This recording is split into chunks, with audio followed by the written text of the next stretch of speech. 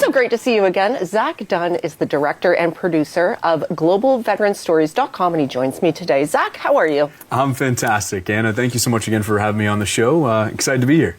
We're excited to have you here because this is, you're a remarkable young man. And tell me about this project that you've been doing for the last several years.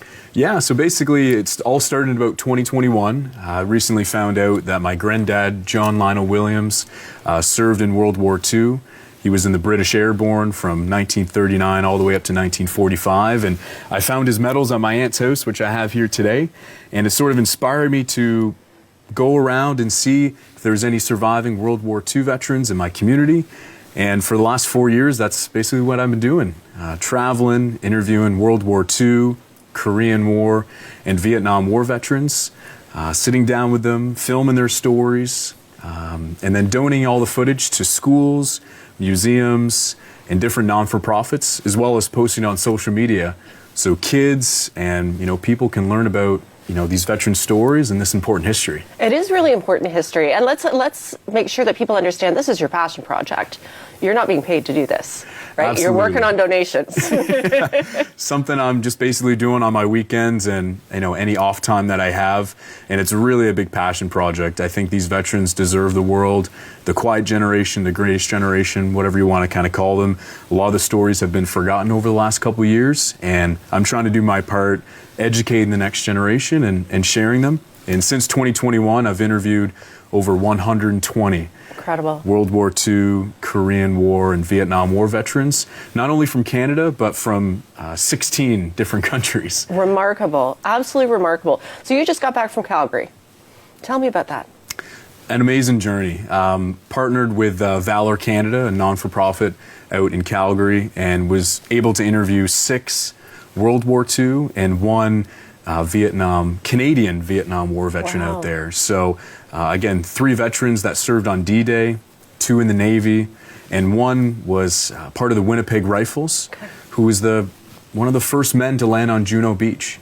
So this was an incredible trip. I started off in Calgary, then made the 2.5-hour drive up to Edmonton, and was able to interview a couple veterans out there.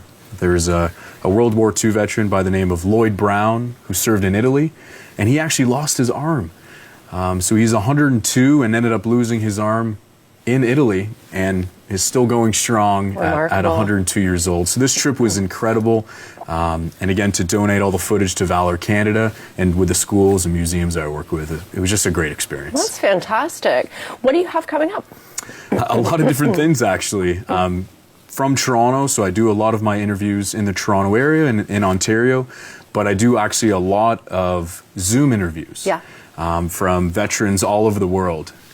Recently, I interviewed 2 Australian World War II veterans, so the time difference was a little difficult, but we were able to make it work. But what I have coming up in the next couple weeks, I'm meeting a World War II veteran from India. Oh, wow. A really unique story. He served in the Indian Air Force. He's located in Toronto and 101 years old, and I don't think he's ever been interviewed.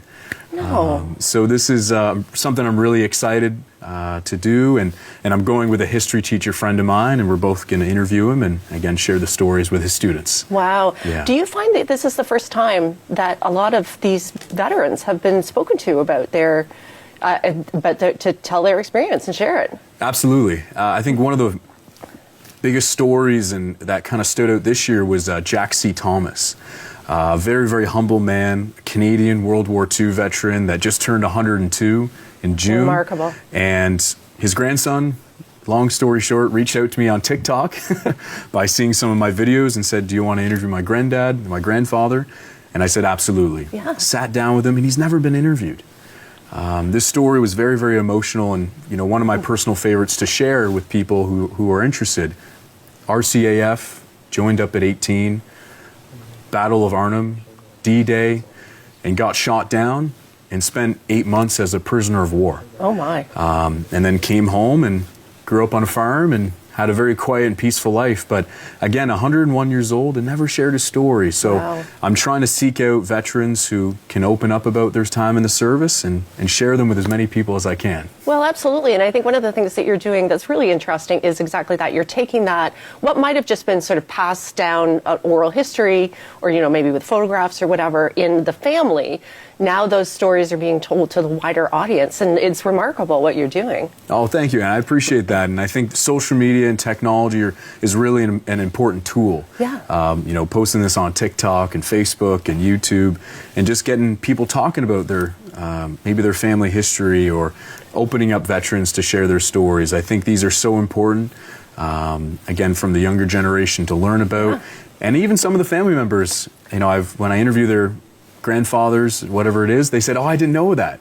I didn't know Really? he was in Korea. I didn't know he was in World War II. We just saw a picture in the basement or whatever it was, just like me. Yeah. So I encourage everyone who's watching and listening, ask your family about their time in the service, and you might find some interesting stories. And if anyone's watching that knows a World War II, Korean War, Vietnam War veteran, reach out to me, and I'd love to help share their stories. Zach, this has been wonderful. Thank you so much for coming in today. Thank you so much again for the time, and I hope to be back next year. I'm sure you will be. We'll make sure it happens. So we are going to take a very quick break, but we will be talking adoptable animals with the Humane Society when we get back, so stay with us.